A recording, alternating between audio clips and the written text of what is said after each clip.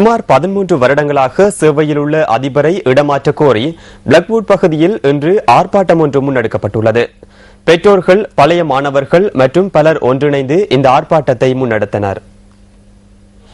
பண்டாரவளை கல்வி வலயத்திற்குட்பட்ட பிளாக்வுட் இலக்கம் 1 தமிழ் வித்தியாலயத்தில் தரம் 9 5 கல்வி நடவடிக்கைகள் தரம் குறைக்கப்பட்டதை அடுத்தே இந்த ஆர்ப்பாட்டம் முன்னெடுக்கப்பட்டுள்ளது. இந்த பிரச்சினை தொடர்பாக உரிய அதிகாரிகளுக்கு தெரிவித்தும் உரிய நடவடிக்கைகள் மேற்கொள்ளப்படாமையால் இந்த ஆர்ப்பாட்டம் முன்னெடுக்கப்பட்டதாக எமது செய்தியாளர் தெரிவித்தார். திடீர்னு இந்த வருஷம் வேற எந்த விதமான அறிகுறியும் இல்லாம எந்த பேரண்ட்ஸும் யார்கிட்ட எதுவுமே சொல்லாம திடீர்னு இந்த வருஷம் அந்திக்கு மேல நடத்த முடியாதுன்னு சொல்லிட்டு எல்லா பிள்ளைகளோட கையில சர்டிபிகேட் கொடுத்து அனுப்பியிருக்காங்க. 48-50 பிள்ளைகள வேற எந்த பாடசாலையும் பார் எடுக்காம பிள்ளைகள் வீட்டுல இருக்குது. அதுவரையும் மாத்த சொல்லி நாங்க 3 வருஷத்துக்கு முன்னுக்கு இருந்தே அவங்களுக்கு சொல்லிக்கிட்டு இருக்கிறோம்.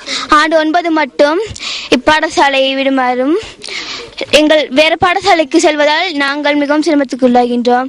இந்த ஆர்ப்பாட்டத்தை அடுத்து சம்பவ இடத்திற்கு வருகை தந்த ஹல்துமுல்ல கோட்டக்கல்வி பணிப்பாளர் இவ்வாறு உறுதி வழங்கியுள்ளார்.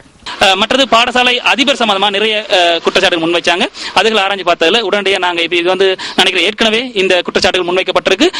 எங்களோட கல்வி காரியாலயம் சார்பாக எங்கள் மேலிடத்துக்கு மாகாண கல்வி பணிமனை அதே மாதிரி வலய கல்வி பணிமனைக்கு நாங்க நிறைய கடிதங்கள் இது சம்பந்தமா புதிய அதிபர் நியமனம் தொடர்பாக நாங்க நிறைய விஷயங்களை முன்வைச்சிருக்கோம்.